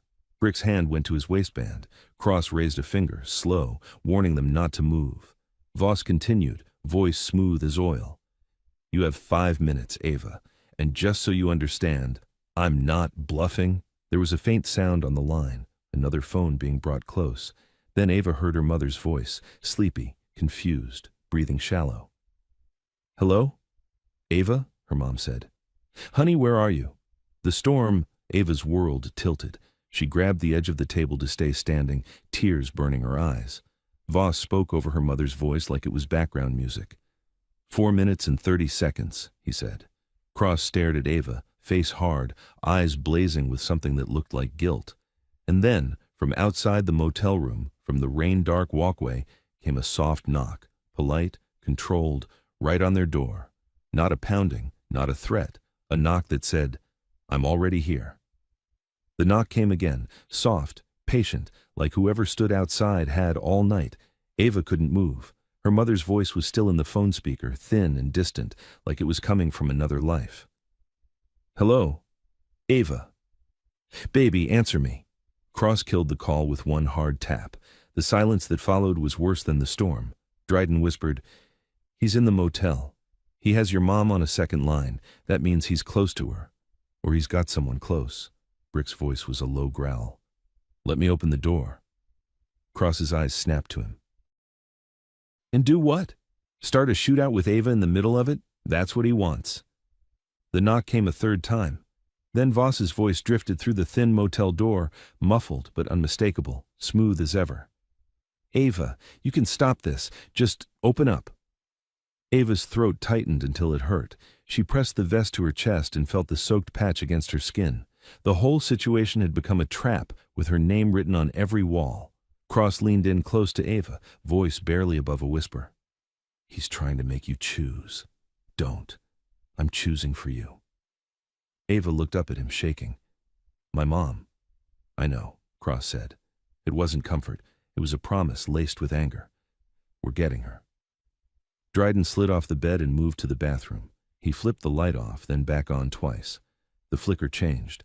He reached up behind the mirror and pulled a thin taped packet out from the gap like he'd done it before. Brick stared. You stash gear in every dump from here to Baton Rouge? Dryden ignored him, ripping the tape. Inside, a small glass cutter, a roll of black zip ties, and a single old motel keycard that wasn't theirs. A master? Brick asked. Not for the office, Dryden said, for the maintenance corridor. Cross nodded once, decision locked. We're not going out the front. Ava's voice shook. He said room 12. Cross's jaw tightened. Then we're going to meet him from behind. The knock stopped. For a second, the storm filled the quiet like breathing. Then Voss's voice, closer to the door, softer, almost friendly. Time's running out, Ava. Ava's eyes stung. She couldn't stop picturing her mother in their dim apartment, phone pressed to her ear, confused and scared. The idea of strangers at Juniper Court made Ava's stomach cramp. Cross grabbed the laptop case and shoved it under the bed, deep against the wall. Then he took only the external drive and the memory card holder and shoved them into his jacket. "Why not the whole laptop?" Ava whispered.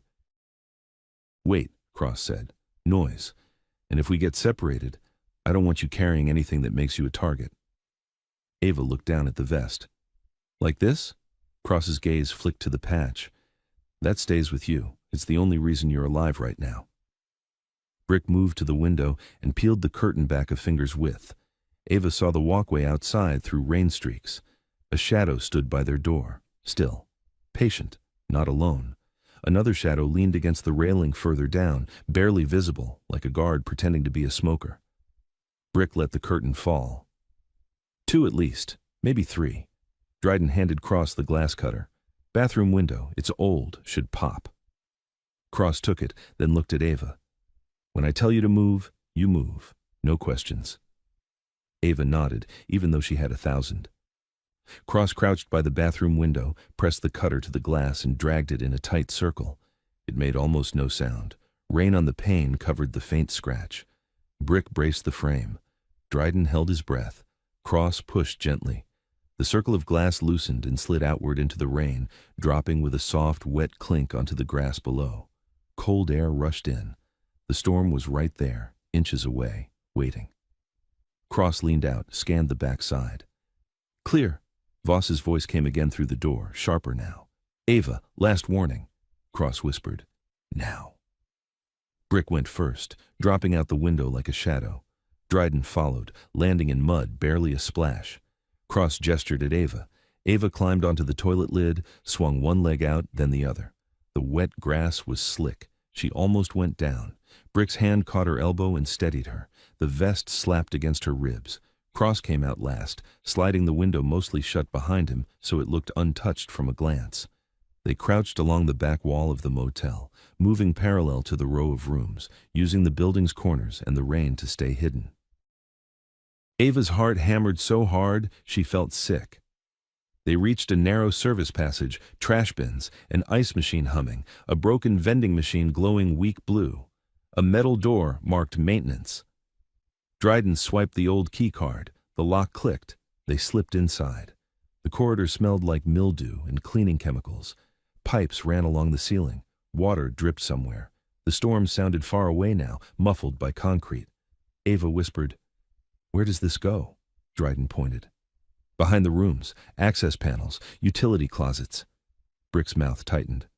"So we come out behind room 12. Cross nodded, face set. "We take Voss, we get Ava's mother safe, then we burn the town." They moved fast. Ava's shoes squeaked on damp concrete. Her fingers were numb around the vest. They reached a utility closet door with a faded number in marker, 12. Cross stopped, held up a hand. Silence. Then voices through the thin wall, muffled but clear enough to make Ava's skin crawl. "Voss, close. She'll open. She's a good kid. She won't let her mother suffer." Another voice answered, lower, nervous. "What if Cross doesn't play along?" Voss chuckled softly. "Cross will do what he always does. He'll try to be a hero. That's why he's predictable." Cross's eyes went dark. Brick mouthed, "We go." Dryden reached for the closet handle, and at that exact moment, the maintenance corridor lights flickered, once, twice, then died completely. Total darkness. Ava gasped, instinctively clutching the vest tighter. Cross's voice was a whisper in the black. "That's not the storm." From somewhere down the corridor, a door creaked open. Slow, controlled. Footsteps approached, not running, not searching blindly, approaching like they knew exactly where to come. Dryden's breath went shallow. "They're in here." Brick shifted, ready to launch. Cross leaned into Ava's ear, so close she felt his breath. "Whatever happens," he whispered, "do not let them separate you from that vest." The footsteps stopped right outside their closet door. A soft tap, 2 knuckles, on the metal. Then Voss's voice, right on the other side, smiling. "I told you I was already here." The tap on the metal door was gentle, almost polite. Ava's breath caught in her throat. She couldn't see anything. No light, no outline of Cross's face, nothing but the black and the sound of rain far away through concrete. Then Voss spoke again, right on the other side, smiling. "I told you I was already here." Brick moved first. Ava heard fabric shift, the soft scrape of a boot repositioning. Cross whispered, "Don't." Too late. Brick yanked the closet door open and exploded out into the corridor. Ava heard the impact, Brick hitting something solid, then a grunt that wasn't Brick's. For a split second, Ava thought they'd gotten Voss. Then she heard the electric snap, a sharp crackle like a bug zapper. Brick's grunt turned into a strangled sound, and he hit the floor hard enough to shake the pipes. "Taser!" Dryden spat. Cross grabbed Ava's wrist in the dark and hauled her back, deeper into the closet, one arm out like a shield. "Brick!" Ava whispered, panicked. Brick cursed, trying to move, but his muscles weren't cooperating yet. A flashlight clicked on. A thin cone of white light sliced into the closet and landed on Ava's face. Ava squinted, blinded. Water dripped from her hair. The vest hugged to her chest gleamed where the patch caught the beam. The flashlight shifted down to the patch and stopped there. A voice, different from Voss, spoke softly.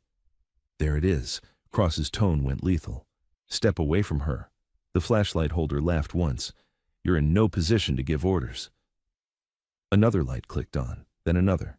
3 beams overlapping, turning the closet into a bright box and making Ava feel exposed down to her bones. Voss stepped into view last, unhurried, as if he'd been waiting for the lighting to be right. No hood, no rain jacket, just a clean dark coat like he'd come from somewhere warm. His hair was dry, his expression was calm. That calm was the most frightening part. He glanced at Brick on the floor like Brick was a spilled drink. "Brick," Voss said, conversational, "still charging headfirst into walls. I was hoping you'd learned." Brick tried to sit up. His arm shook. "Go to hell," Voss smiled. Eventually, his eyes moved to Ava. "Ava Price," he said, like he was tasting the name. "We've finally met in person." Ava's voice came out thin. "Where's my mom?" Voss didn't answer right away. He lifted a phone in his hand so Ava could see it. The screen showed a live call timer still running. "She's safe," he said, for the moment. Cross shifted between Ava and Voss. "You threatened her to get a kid to walk 2 doors down. That's not power, Harlan. That's desperation." Voss's smile didn't change. "No. Desperation is you hiding in a maintenance closet with a drive you can't protect, and a girl you can't keep alive." Dryden's hand slipped behind his back, subtle. Ava saw it. He was reaching for something, maybe a knife, maybe zip ties, maybe the glass cutter. Voss's eyes flicked to him immediately. "Don't," Voss said, still calm. "I brought more men than you have ideas." One of Voss's men stepped forward, holding something small, a handheld radio. He pressed it. A voice crackled through the speaker. "Juniper Court is in position." Ava's heart stopped. "No." Voss's gaze stayed on her. "You hear that, Ava? That's your mother's building. That's the world you live in. I'm not guessing. I'm not bluffing. I'm already there." Ava's knees almost buckled. Cross tightened his grip on her wrist, steadying her. Voss's eyes dropped again to the vest's patch. His tone turned almost reverent. "That patch," he said. "Do you know how many years I've been trying to get my hands on it?" Ava swallowed. "It's just a patch." Voss chuckled softly. "That's adorable." He nodded to one of his men. "Take the vest." Ava jerked back instinctively. Cross stepped forward. "Touch her," Cross said, voice low and dangerous, "and you'll need more than flashlights." Voss held up a hand, and his men paused as if they were polite enough to give Cross his final speech. "You misunderstand," Voss said. "I don't need to touch her." He leaned slightly toward the closet doorway, speaking around Cross as if Cross wasn't there. "Ava," he said, "I'm going to count to 3. On 3, you hand me the vest and the drive, or I tell my people at Juniper Court to knock on your mother's door." Ava's throat was tight. She could barely breathe. Cross said, "If you go near her mother, I'll—" Voss cut him off, the calm turning razor-sharp for the first time. "You'll what? You're going to kill me in a motel maintenance hallway? With a teenager watching? That's not who you are, Cross." His smile returned. "That's why you lose." He lifted his hand. 1. Ava's eyes burned. She stared at the vest, at the patch, at the scarred bird. This had been her father's life, dragging her into a nightmare. Voss said, "Two," Dryden whispered, so low only Ava and Cross could hear. "We can't give him the drive. If he gets it, the sheriff walks, the judge walks, everyone walks." Ava's stomach lurched. Judge, he'd been in the plan, he'd been on the footage, the whole town. Voss's voice dropped, almost tender, and it made Ava feel sick. 3. Ava opened her mouth to speak, and Cross did something Ava didn't expect. He stepped aside, not fully, just enough to show Ava's face to Voss. Then Cross said clearly, loud enough for everyone, "She won't give you anything." Ava whipped her head toward him, shocked. Cross met her eyes. His face was hard, but his gaze held something else, an apology, and a plan that was already moving. Dryden suddenly lunged, not at Voss, but at the maintenance panel beside the closet door. He ripped it open and yanked a thick cable bundle free. The corridor lights flickered once, then surged back on. Blinding brightness. Voss's men flinched instinctively, their flashlights useless now. Brick, still on the floor, used the second of distraction to hook his leg around one man's ankle and yank. The man went down with a shout. Cross moved like a switch flipped. He slammed his shoulder into the closest guard, driving him into the wall. Dryden whipped the cable like a lash, cracking it into another man's hands, forcing him to drop the taser. Chaos erupted in the corridor. Ava stood frozen, vest clutched to her chest, watching bodies collide in a tight space. The air filled with grunts, curses, the slam of fists on tile, the squeal of boots on wet concrete. Voss didn't panic. He stepped back smoothly, pulling a small pistol from inside his coat, not rushing, not shaking. He pointed it past the fight, straight at Ava's chest. Ava's blood turned to ice. Cross saw it. He moved toward her, and Voss smiled. "Don't," Voss said softly, finger tightening. "Take one more step and she dies." Cross stopped. Ava couldn't breathe. The patch pressed against her like it was screaming. Voss kept the gun steady and spoke to Ava like they were alone. "You see," he said, "this is why you matter. Not because you're special, because you're useful." Ava's voice shook. "I'm not giving you anything." Voss's eyes narrowed, amused. "You already did. You brought it to me." Then he flicked his gaze to Cross. "Drive. Vest. Now." Cross's jaw clenched. Dryden, half pinned against the wall by one of Voss's men, shouted, "Don't you—" Voss's finger tightened another fraction. Ava made a decision so fast it felt like falling. She lifted the vest, not as an offering, as a weapon.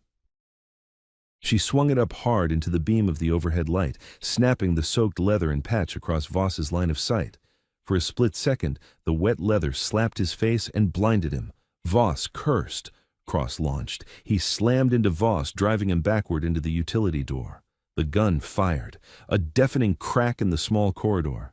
Ava felt the blast in her chest. And then she realized the bullet hadn't hit her. It hit the pipe above them. Water exploded from the ceiling in a white torrent, blasting down like a sudden waterfall, drenching everyone, turning the corridor into chaos and noise. Visibility vanished. People shouted. Someone slipped. The lights flickered under the surge. Ava coughed as cold water hit her face. Cross roared, "Ava, run!" Dryden grabbed Ava's elbow and dragged her down the corridor in the confusion, toward the maintenance door behind room 12. Brick, stumbling but recovering, limped after them. Behind, Voss's voice cut through the spray, furious now, no longer calm.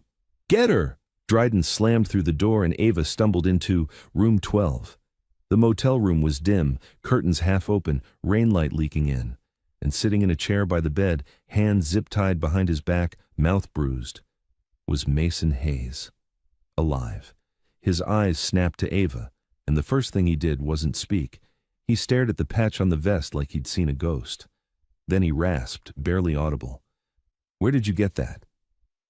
Mason Hayes looked like he'd been dragged through the river and wrung out. His wrists were cinched behind the chair with thick zip ties. One eye was swelling shut. Blood had dried at the corner of his mouth and reopened again with the way he breathed. But he was alive, alive in room 12, like the motel itself had been waiting to reveal him as the punchline. Ava couldn't move. The vest felt twice as heavy in her arms. Dryden slammed the door behind them and threw his weight against it. Brick braced the chair under the knob with a grunt, still shaky from the taser, jaw clenched in pain and rage. Cross stepped in last, dripping, eyes scanning the room like he expected it to explode. Mason's gaze never left Ava's hands. "Where did you get that?" he rasped again, voice rough with dehydration and blood. Ava swallowed. I found it. In the gutter, Maple Street." Mason's face twitched, not surprise, disgust. "Maple," he whispered like a curse. Then, louder, to Cross. "You opened it." Cross didn't pretend he didn't understand. "Unit 117 was a drop," he said. "You were carrying the key." Mason let out a sound that might have been a laugh if it didn't hurt. "I was carrying it because Daniel told me to." Ava flinched at the name. Cross's expression hardened. "Don't." Mason's eyes flicked to Ava, then back. "Don't what? Don't say his name in front of his kid?" Ava's chest tightened. "You know my dad?" Mason's stare pinned her. "I knew the man, not the myth your mother had to build so you could sleep." Brick swore under his breath, then hissed as pain shot through his arm. "We don't have time for therapy. Voss is right outside." As if on cue, muffled shouts rose in the corridor. Boots splashed through water still pouring from the burst pipe. The doorknob rattled once, testing. Dryden pressed his ear to the door. 2, maybe 3. They're regrouping. Cross stepped closer to Mason, voice low. "Why is he holding you here?" Mason swallowed, Adam's apple bobbing. "Because I wouldn't give him the patch." Ava's stomach flipped. "The patch?" Mason nodded toward the vest like it was a living thing. "That emblem isn't a logo. It's a signature, a marker, a claim." Cross's jaw flexed. "Daniel's signature." Mason's bruised mouth tightened. "Daniel's and his handler's." Ava blinked. "Handler?" Cross's eyes went sharp. "Careful." Mason ignored him. "Years ago, Daniel got recruited into something bigger than this town." "Bigger than your club," he said to Cross, then looked back at Ava. "Bigger than your mother's lies." Ava's voice shook. "My father didn't abandon us." Mason's gaze softened for a fraction, then turned hard again. "He didn't. He got used." The words hit Ava like a slap, but before she could react, the door handle jerked again, harder, and the thin motel door shuddered in its frame. Brick leaned in, voice urgent. "We need an exit." Dryden scanned fast. Bathroom window, back wall, a C unit humming. He yanked the curtains aside. A single parking lot light flickered outside. Rain poured in sheets. 2 dark figures moved at the edge of the walkway, approaching like they owned the place. Dryden whispered, "No clean exit." Cross stared at Mason. "What did you take from Unit 117? Mason's eyes narrowed. "The first time? Nothing. The second time? The drive you're carrying. The third time?" His breath caught. "They took me." Ava's heart pounded. "So the footage is real," Mason nodded. "Real enough to end careers, real enough to start wars." Cross's voice was ice. "Then why isn't it already public?" Mason's head tipped back against the chair, exhausted. "Because Voss controls the pipes. He controls the town's internet backbones, the cameras, the local news. You upload from here, he scrubs it before it breathes." Dryden swore. "So what? We just can't." Mason's eyes lifted, fever bright. "Not from inside his net." Cross's mind was already moving. Ava could see it in the way his gaze tracked corners, exits, possibilities like chess squares. The doorknob rattled again. A fist hit the door once, hard. Then Voss's voice came through, muffled but calm, back to that terrible smoothness. "Cross, you're making this messy." Ava's blood chilled. Voss continued, conversational, as if he was discussing a business deal. "Open the door. I'll let the boy go. I'll let the biker live. I'll even let the girl walk out dry." Brick growled, "Liar." Voss's voice didn't change. "I don't lie. I negotiate." Ava's stomach dropped. "He has my mom." Cross didn't look at her, but his voice softened by a hair. "I know." Mason watched Ava, and something in his expression shifted. Recognition, then regret. "He's using your mother because she still matters to you," he said. "That's the only leverage Voss respects." Ava clenched her jaw. "Then we take his leverage away." Cross looked at her sharply. "How?" Ava's thoughts came fast and ugly. "We give him what he wants." Brick snapped. "No." Ava kept going, forcing it out before fear could choke her. "Not the real thing. The patch. He wants to see it up close. He wants the vest. He wants the drive. We give him one and use the other." Dryden stared. A decoy. Cross's eyes narrowed. We don't have time to make a decoy. Ava's hands tightened on the vest. We do if we use what's already here. She looked around, wild-eyed, and her gaze landed on the bathroom, on the damp mirror, on the roll of motel stationery on the desk with the motel logo, on Mason, zip-tied, alive, bait. Then a thought clicked into place so hard it felt like fate. The patch, Ava said, voice low. It's stitched, right? It can come off. Cross's gaze snapped to the vest. He understood instantly, and for the first time he hesitated. Brick hissed, We rip the patch, we might as well spit on Daniel's grave. Mason's bruised mouth twitched. Daniel's grave is the reason you're alive, Brick. Brick's eyes flared. Shut up. Voss's voice came again, closer now. He was right outside. 30 seconds, Cross. Cross moved. He pulled a knife, small, sharp, from his pocket and held it out to Ava. Ava stared at it. You want me to... Cross's voice was low, urgent. You're the only one he'll let close without shooting first. If you go out with the vest, he looks at you, not us. Ava's throat tightened. And my mom?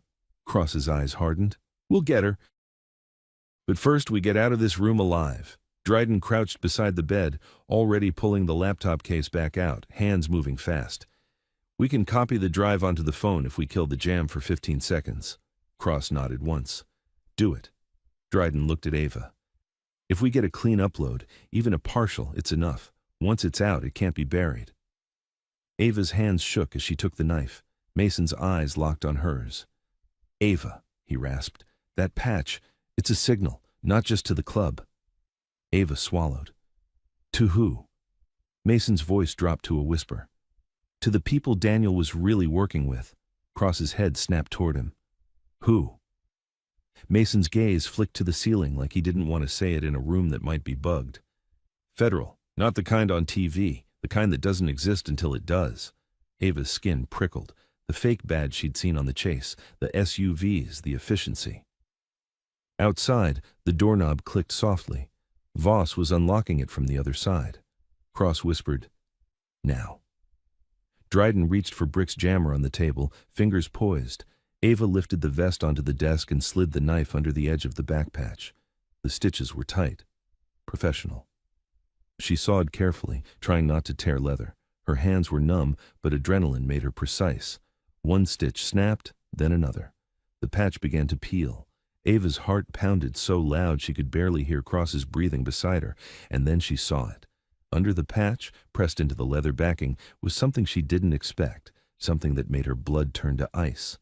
A second layer, a thin laminated insert stitched beneath the patch, like it had been hidden in plain sight. Ava peeled it free with trembling fingers. Inside was a small micro SD card taped to the laminate, and a folded strip of paper with a handwritten line in ink that had bled slightly from age. Ava recognized the handwriting instantly because she'd seen it once, in the corner of that old photograph, her mother's shaky label, Daniel's handwriting. The line read, If you're reading this, they found me, trust Cross, do not trust the badge. The motel door swung open, and Voss stepped into the room, smiling, until he saw what Ava was holding. Voss paused in the doorway like the room had changed temperature. His men were behind him in the corridor, shadows and shoulders, one holding the taser again, one with a hand tucked under his jacket like he didn't need to show what he was carrying. Water dripped from their sleeves onto the carpet in slow, steady ticks. But Voss's eyes weren't on Cross, they weren't on Brick, they weren't even on Mason. They were on Ava's fingers, on the laminated insert, on the micro SD card, on the strip of paper with Daniel's handwriting. For the first time, the smoothness in Voss's face faltered. A crack, small, quick, then sealed again. That, he said softly, is not yours. Ava's hand shook so hard the paper fluttered. Cross stepped closer behind her, close enough that his presence anchored her. Back up, Cross told Voss. Voss didn't move. He took one step into the room, rainwater darkening the carpet under his shoes. His smile returned, but it was thinner now. Ava, he said gently, like they were alone. You don't know what you're holding. That note, it's bait. Daniel wrote a lot of lies before he died. Ava's throat burned. He said not to trust the badge. Voss's eyes narrowed a fraction. He wrote that because he knew you'd be easy to manipulate with his handwriting. Brick shifted, ready to launch, but Cross lifted a hand slightly. Hold, not yet. Dryden sat on the edge of the bed with the external drive already in one hand and the jammer in the other, eyes flicking between Cross and Voss, waiting for the cue. Mason, still zip-tied, stared at the paper like it was a knife pointed at his chest. He actually did it, he rasped. Voss's gaze snapped to Mason. Shut your mouth. Mason's bruised mouth twitched. Or what, Harlan? You'll beat me again? You're out of time. Voss walked farther in, slow, deliberate, forcing the room smaller with every step. He stopped a few feet from Ava. Hand it to me, he said. Ava didn't. The motel's cheap lamp hummed. Outside, thunder rolled low, like a warning. Voss sighed, almost disappointed. Then he lifted his phone in his left hand and tapped the screen once. A voice came through the speaker, faint, crackly, but unmistakable. Ava's mother. Ava, her mom whispered. Honey, please, I'm scared. Ava's chest collapsed. Mom, Cross's hand touched Ava's shoulder, steadying her. Don't, he whispered. He wants you to talk. Voss's eyes stayed on Ava. Juniper Court is a fragile place, he said softly. Thin walls, easy doors. People mind their business. They don't call the cops until it's too late. Ava's nails dug into the laminate. Leave her alone. Voss's smile sharpened. Then you know what to do. Dryden's voice cut in, controlled. You're making a mistake in a small room, Harlan. Voss didn't even look at him. I don't make mistakes. Cross stepped forward finally. You do when you think you can walk in here and take whatever you want.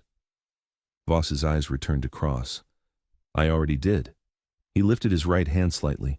One of his men in the doorway raised a pistol, suppressed, aiming not at Cross, at Ava. Ava's breath stopped. Voss's voice stayed calm. You see? I don't need to kill you, Cross. I just need you to watch her die.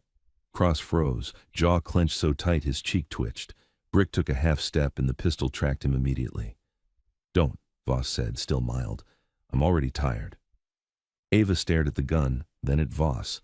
Something cold settled in her stomach. Clarity. If she gave him the card and the note, he'd take them, and still hurt her mother. He'd clean up, he'd erase, he'd win. If she didn't, he'd hurt her mother anyway. So the only move left was the one that changed the board. Ava lifted the paper, held it up so Voss could see Daniel's line again. Trust Cross, she read aloud, voice shaking but clear. Do not trust the badge. Voss's face tightened. Stop performing. Ava kept her eyes on his. If Daniel's dead, why are you scared of a note? That landed. Voss didn't answer fast enough. Dryden moved. Not big, not dramatic. Just a precise flick of the jammer. Off. A single blink of signal. Cross had timed it. In that same instant, Dryden slapped the micro SD into the phone and hit send on a preloaded upload link, something he'd set up while Ava was cutting stitches, something he'd been building toward the whole night. The motel room didn't know the difference, but Voss did. His eyes snapped to Dryden's hands with sudden real alarm. No, Voss said, first time the word had any emotion. Cross moved like a spring released. He slammed into the armed guard in the doorway, driving the gun arm up. The suppressed shot fired into the ceiling with a dull pop. Plaster dust rained down. Brick tackled the second man, smashing him into the TV stand. The cheap TV toppled, screen cracking with a bright white spiderweb. Chaos detonated in the tiny room. Ava staggered back, clutching the vest and the note. Mason kicked his chair sideways, throwing his weight to tip it over, trying to crawl, zip-tied hands behind him, toward the bed like he could hide behind it. Voss stepped backward fast, no longer smooth, reaching into his coat for his pistol. Cross saw it. He drove his elbow into Voss's forearm before the gun cleared fabric. Voss hissed, pain flashing in his eyes. Then Voss did something colder. He snatched Ava's mother's call-off speaker and put it to his ear, then spoke into it, loud enough for Ava to hear. Do it. Ava's blood went ice. On Voss's phone, another voice replied, calm and professional. Copy. Ava's knees almost folded. No! Voss met her eyes over the violence like he was finally honest. You didn't believe I had people in your building, he said. Now you will. Cross surged again, trying to pin Voss, but Voss twisted free, slick with rain and adrenaline, and back toward the open door. Brick was still fighting one man on the floor, grunting, slipping in water and broken glass. Dryden shouted, Upload! Upload! Come on! His phone screen flashed a progress bar for half a second. Then the motel lights flickered. The whole room went dim. Ava heard a heavy thump outside, down the row of rooms, like someone had cut power at the breaker. Voss smiled, breathless now, not calm anymore. "You thought you could upload from inside my town," he said. "Cute." Dryden stared at his screen in horror. It stalled. Voss backed into the corridor, eyes locked on Ava. "You're coming with me," he said, "because I still need the patch." Cross lunged. Voss's man, half dazed, fired again, suppressed, the shot cracking into the wall inches from Cross's head, forcing him down. Voss reached out and grabbed Ava's wrist. Ava screamed and yanked back, but his grip was iron. Cross roared, "Let her go!" Voss dragged Ava into the corridor. Rain-slick concrete, darkness, emergency lights glowing red at the end of the walkway like eyes. Ava stumbled, clutching the vest with her free hand. The note crumpled in her fist. She twisted, kicked, fought, but Voss leaned in close, voice low, venomous. "You want your mother alive?" he hissed. "Then you walk." Ava froze, just for a heartbeat, and in that heartbeat she saw something at the far end of the walkway, through the rain and red light. A deputy, uniform, badge shining. Ava's mind flashed Daniel's warning. "Do not trust the badge." The deputy raised his hand like he was there to help. "Miss Price," he called, "we're here to get you safe." Voss's grip tightened. Cross stumbled out of room 12 behind them, bleeding from a cut on his forehead, eyes wild.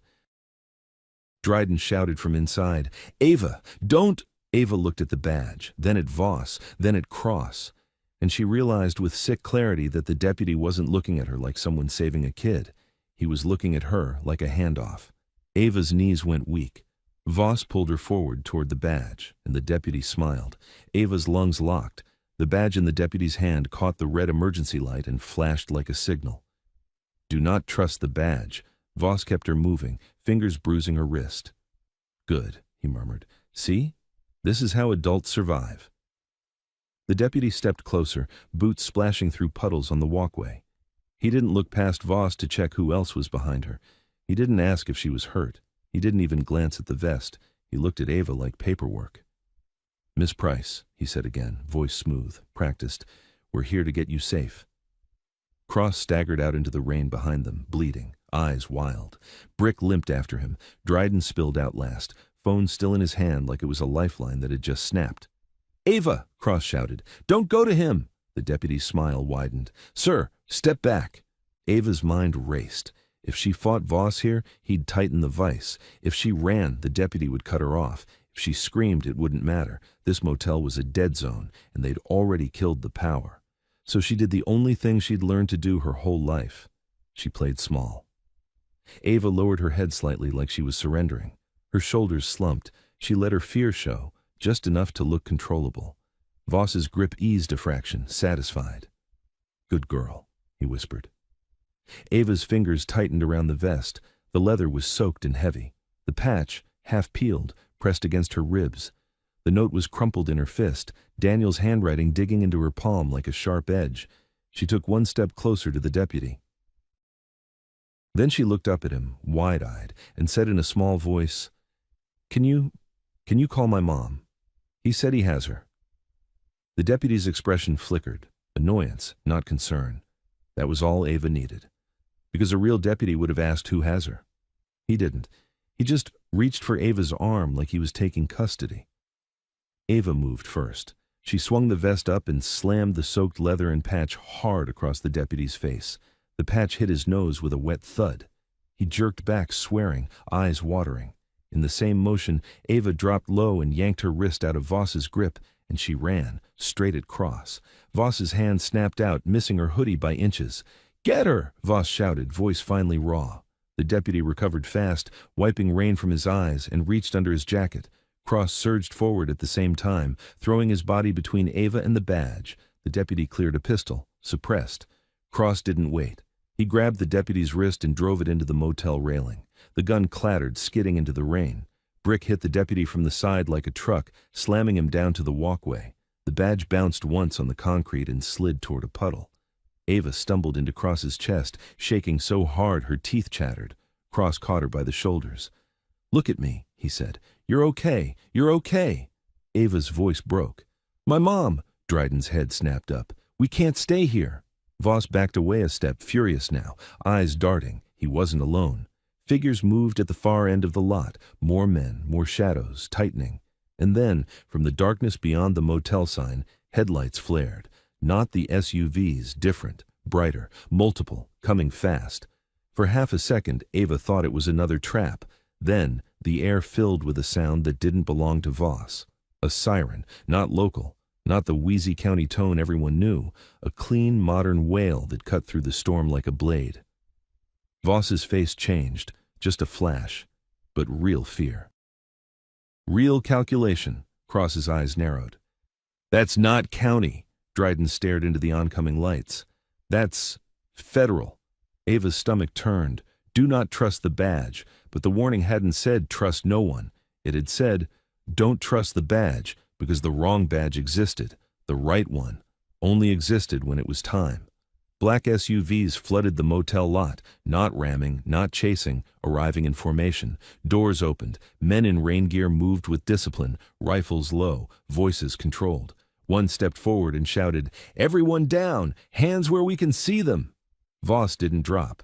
He smiled, thin, desperate, and reached into his coat. Cross saw it and shouted, "Harlan, don't!" Too late. Voss lunged toward Ava, trying one last time to grab her as a shield. Ava's world narrowed to a point. She felt his hand touch her sleeve. Then a sharp crack split the rain, not suppressed. A single shot. Voss's body jerked. His hand went slack. He stumbled backward, eyes wide in shock, and collapsed onto the wet concrete like his bones had been unplugged. Ava screamed and clamped both hands over her mouth. The men in rain gear swarmed, weapons trained, voices snapping orders. Someone cuffed the deputy on the ground. Another man yanked Voss's coat open, ripping out a second phone and a bundle of documents. A woman in a dark jacket approached Cross, badge out, but not shiny, not theatrical, plain, functional. She spoke like she didn't need to prove anything.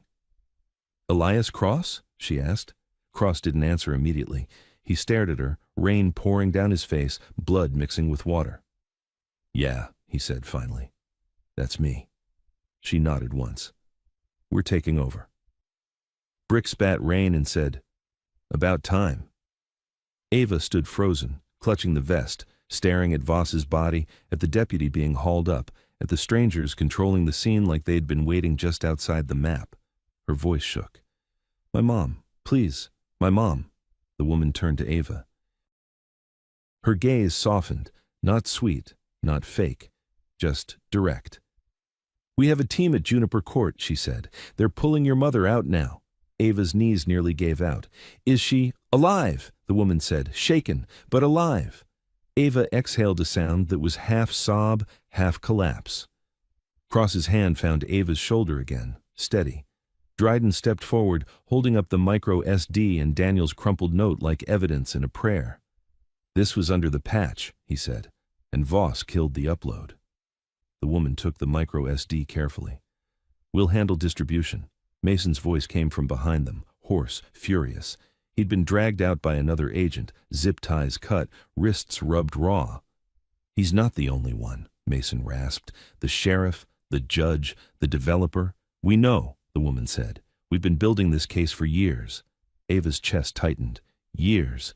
Then why didn't you—" The woman's eyes flicked to the patch on Ava's vest.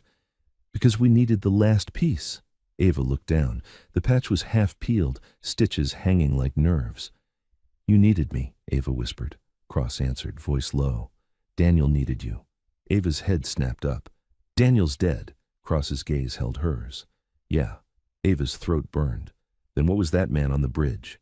Mason stepped closer, rain sliding off his battered face.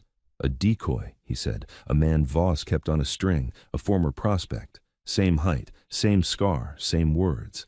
Daniel's phrase, 'before you wake up,' was known inside. Voss used it to hook you." Ava's stomach twisted. "He died for it." Cross's jaw tightened. "He chose to." Ava stared, blinking rain from her lashes. "Why would he choose that?" Mason looked away, then back, voice rough. "Because he'd been trying to atone for years, because Daniel saved his life once, and because Daniel left one instruction behind. If the patch ever resurfaces, protect the girl. Ava's hands clenched around the vest until the leather creaked. The woman agent's radio crackled. Juniper court team is clear. Subject's mother secured. Ava's knees buckled for real this time. Cross caught her before she hit the ground. She pressed her forehead into the wet leather vest, shaking, and whispered, "Mom." Cross held her steady, then looked up at the agent. What now? The agent glanced at Voss's body, then at the cuffed deputy, then toward the storm-dark road where county cars were starting to arrive too late. Now, she said, we arrest the sheriff, we arrest the judge, we freeze their accounts, we take the town away from them. Brick's mouth twisted. And us? The agent met his gaze. If you want your name cleared, you cooperate. If you want vengeance, you do something stupid, and you lose everything. Cross's expression didn't change, but his voice did. Quiet, controlled. We're done losing. Ava lifted her head, rainwater and tears running together. And my dad? She asked, voice barely there. If he's dead, why did he leave that note for me? The agent looked at the paper, then at Ava. Because he knew you'd be the one person Voss couldn't predict fully. Ava's throat tightened. He told me to trust Cross. Cross's jaw flexed. He wasn't wrong. Ava looked at Cross, really looked. The way he moved around danger, the way he kept stepping between her and bullets, the way he'd known her last name. You knew him, she whispered. Cross's eyes flickered, grief, old and heavy. Yeah, he said, I knew him. Ava's voice shook. Did he love us? Cross didn't hesitate, more than he loved being alive. Ava closed her eyes. The storm still raged, but something inside her finally shifted, like the night wasn't only taking. The agent held out a small evidence bag. The patch, she said to Ava. We need it. Ava stared at it, the patch that had started everything, the patch that had been bait and truth and a key. Slowly, Ava peeled it the rest of the way off the leather. Underneath, the vest was scarred where the stitches had been, raw, exposed. Ava handed the patch over. But before the agent could seal it, Ava reached into the inside pocket and pulled out something else, something she'd forgotten in the chaos. The original name tag. M. Hayes. Ava held it between two fingers, then looked at Mason. You didn't lose it, she said quietly. They took you. They dropped it for me. Mason nodded, eyes dark. And you brought it back anyway. Ava's voice was small. I thought I was doing the right thing. Cross looked at her. You did. The agent's radio crackled again. Sheriff's unit sighted en route. He's calling it in as a hostage situation. The agent's expression hardened. Let him. Ava swallowed. Is it over? Cross stared into the rain beyond the motel lot, where red and blue lights began to smear through water like bleeding paint. No, he said, but it ends tonight. And in the middle of the storm, with Voss gone and the real operation finally visible, Ava realized the truth she'd been chasing since she was 9. Her father hadn't abandoned her. He'd set a trap big enough to catch a whole town, and he'd left her the patch so she'd know, when the rain came, that none of it was an accident.